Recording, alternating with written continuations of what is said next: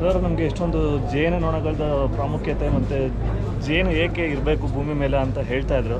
Sir, ನನಗೆ ಇನ್ನೊಂದ್ಸರಿ ಹೇಳಿ ಸರ್, ಭೂಮಿ ಮೇಲೆ ಜೇನು ಹುಳಗಳೇ ಇಲ್ಲ ಅಂದರೆ ಏನಾಗ್ಬೋದು ಮಾನವನ ಬದುಕು?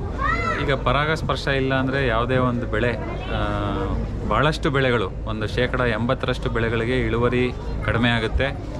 ಸಂಪೂರ್ಣವಾಗಿ ನಾವು ಜೇನು ಸಂತತಿಗಳನ್ನು ವಿನಾಶ ಮಾಡಿದ್ರೆ ಕೇವಲ 4-6 ವರ್ಷಗಳಲ್ಲಿ ಮಾನವನಿಗೆ ಅಥವಾ ಮನುಷ್ಯರಿಗೆ ಯಾವುದೇ ವಿಧವಾದಂಥ ಹಣ್ಣು, ತರಕಾರಿ, ಸ್ಪೈಸಸ್ ಆಗ್ಬೋದು, ಬೇರೆ ಬೇರೆ ವಿವಿಧ ಎಣ್ಣೆಕಾಳುಗಳಾಗ್ಬೋದು, ದ್ವಿದಳ ಧಾನ್ಯಗಳಾಗ್ಬೋದು, ಯಾವುದೇ ವಿಧವಾದಂಥ ಒಂದು ಆಹಾರದ ಒಂದು ಕೊರತೆ ಆಗಿ ಮನುಕುಲ ಕೇವಲ 4-6 ವರ್ಷಗಳಲ್ಲಿ ನಿರ್ನಾಮ ಆಗೋ ಸಾಧ್ಯತೆ ಹೆಚ್ಚು. ಇದು ಸಂಶೋಧನೆಯಿಂದ ಬಂದಿರತಕ್ಕಂಥ ಒಂದು ಇನ್ಫಾರ್ಮೇಷನ್. ಇದು ನಾವು ಉತ್ಪ್ರೇಕ್ಷೆಯಿಂದ ಅಥವಾ ನಾವು ಇಲಾಖೆಯಲ್ಲಿ ಇದ್ದೀವಿ ಅಂತ ಅದಕ್ಕೋಸ್ಕರ ಹೇಳ್ತಾ ಇಲ್ಲ. ಸೊ ಹಂಗಾಗಿ ನಾವು ಯಾರ್ಯಾರು ನಗರವಾಸಿಗಳಾಗ್ಬೋದು, ಹಳ್ಳಿವಾಸಿಗಳಾಗ್ಬೋದು, ಜೇನು ಸಂತತಿಯನ್ನು ದಯವಿಟ್ಟು ಕಾಪಾಡಬೇಕು. ಅದನ್ನು ವಿನಾಶದ ಹಾದಿನಲ್ಲಿ ಅದನ್ನು ನಡೆಸ್ತಾ ಹೋಗಬಾರ್ದು ನಾವು.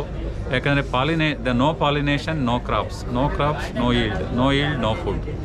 ಸೊ ಈ ಸ್ಲೋಗನನ್ನು ನಾನು ಹೇಳ್ತಾ, ಯಾಕಂದರೆ ಇದು ಅತಿಶಯೋಕ್ತಿ ಅಲ್ಲ, ಉತ್ಪ್ರೇಕ್ಷೆ ಅಲ್ಲ.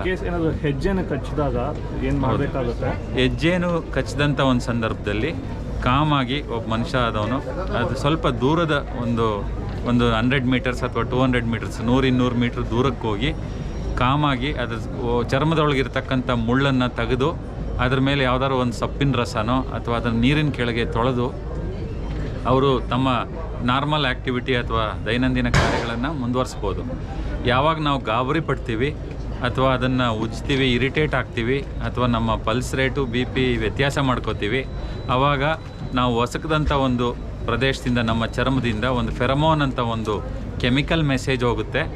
ಸಂಪೂರ್ಣವಾಗಿ ಗಿಡದ ಮೇಲೆ ಅಥವಾ ಬಿಲ್ಡಿಂಗ್ ಮೇಲ್ಗಡೆ ಇರ್ತಕ್ಕಂಥ ಒಂದು ಹೆಜ್ಜೇನಿನ ಒಂದು ಕುಟುಂಬಕ್ಕೆ ಒಂದು ವಾರ್ನಿಂಗ್ ಸಿಗ್ನಲ್ ಥರ ಹೋಗುತ್ತದು. ಆ ಹೆಜ್ಜೇನಿನ ಕುಟುಂಬದಲ್ಲಿರ್ತಕ್ಕಂಥ ಭಾಳಷ್ಟು ಕೆಲಸಗಾರ ನೊಣಗಳು ಯಾರು ಚುಚ್ಚಿಸ್ಕೊಂಡಿರ್ತಾನೆ ಅಂಥ ಒಬ್ಬ ಮನುಷ್ಯನ ಸಂಪೂರ್ಣವಾಗಿ ಅವು ಅಟ್ಯಾಕ್ ಮಾಡಲಿಕ್ಕೆ ಪ್ರಯತ್ನ ಮಾಡ್ತವೆ. ಆವಾಗ ಹೆಚ್ಚಿನ ಒಂದು ಹಾನಿಗೆ ಒಳಪಡ್ತಾನೆ ಅಂತಹ ಮನುಷ್ಯ. ಜೊತೆಗೆ ನಾವು ಜೇನುನೊಣಗಳ ಒಂದು ಕುಟುಂಬದ ಹತ್ರ ಹೋದಾಗ ಸ್ಟ್ರಾಂಗ್ ಪರ್ಫ್ಯೂಮ್ ಆಗಲಿ, ಸೆಂಟ್ ಆಗಲಿ ಹಾಕ್ಕೊಂಡು ಹೋಗ್ಬಾರ್ದು. ಮತ್ತು ಅದಕ್ಕೆ ಕೋಪ ಬರೆಸೋ ರೀತಿಯಲ್ಲಿ ನಾವು ನಡವಳಿಕೆ ಮಾಡ್ಕೋಬೋದು. ನಾವು ಕೈ ಬೀಸೋದಾಗಲಿ, ಎದುರೋದಾಗಲಿ, ಗಾಬರಿ ಪಟ್ಕೊಳ್ಳೋದಾದರೆ ಅದರ ಒಂದು ಮೆಸೇಜ್ ಅದಕ್ಕೆ ತಲುಪುತ್ತೆ. ಸೊ ಈ ಮನುಷ್ಯ ನಮಗೇನೋ ಒಂದು ತೊಂದರೆ ಮಾಡಲಿಕ್ಕೆ ಬಂದಿದ್ದಾನೆ ಅಂತ ಒಂದು ಸೂಚನೆ ಸಿಗುತ್ತೆ. ಸೂಚನೆ ಸಿಕ್ಕಿದಾಗ ಅದರ ಒಂದು ಕೆಮಿಕಲ್ ಮೆಸೇಜ್ ಅಂತ ನಾನೇನು ಹೇಳಿದೆ, ಫೆರಮೋನ್ ಲ್ಯಾಂಗ್ವೇಜ್ ಅಂತ ನಾನೇನಾಗಲೇ ಹೇಳಿದ್ದೀನಿ, ಆ ಮೆಸೇಜ್ ಮುಖಾಂತರ ಒಂದು ಕೆಲಸಗಾರ ನೊಣ ಬೇರೆ ಕೆಲಸಗಾರ ನೊಣಗಳಿಗೆ ಆ ಮೆಸೇಜನ್ನು ತಲುಪಿಸ್ತವೆ. ಆವಾಗ ಸತತವಾಗಿ ಅವು ದಾಳಿ ಇಡಲಿಕ್ಕೆ ಪ್ರಯತ್ನ ಮಾಡ್ತವೆ. ಸೊ ಈ ರೀತಿ ನಾವು ಅದನ್ನು ಕಾಮಾಗಿ ಹ್ಯಾಂಡಲ್ ಮಾಡೋದೇ ಆದರೆ ಜೇನಿನಿಂದನಾಗಲಿ, ತುಡುವೆ ಜೇನಿಂದನಾಗಲಿ, ಯುರೋಪಿಯನ್ ಜೇನಿಂದನಾಗಲಿ ನಮ್ಗೆ ಯಾವುದೇ ರೀತಿಯಾದಂಥ ಮನುಷ್ಯರಿಗೆ ಒಂದು ತೊಂದರೆ ಇಲ್ಲ. ಅದರ ಬದಲಾಗಿ ನಮಗೆ ಮನುಕುಲಕ್ಕೆ ಒಂದು ಒಳಿತು ಮಾಡ್ತಾ ಇರೋವಂಥ ಒಂದು ಉತ್ತಮವಾದಂಥ ಒಂದು ಕೀಟ ಅಂದರೆ ಜೇನುನೊಣ. ಸೊ ಅದರ ಒಂದು ಸಂತತಿನ ನಾವು ಕಾಪಾಡಬೇಕು, ಸಂರಕ್ಷಿಸಬೇಕು. ಅದಕ್ಕೋಸ್ಕರ ಅಲ್ದಿದ್ರು ನಮ್ಮ ಉಳಿವಿಗೋಸ್ಕರನಾದರೂ ನಾವು ಜೇನು ಸಂತತಿನ ನಾವು ಸಂರಕ್ಷಣೆ ಮಾಡಬೇಕು. Correct sir.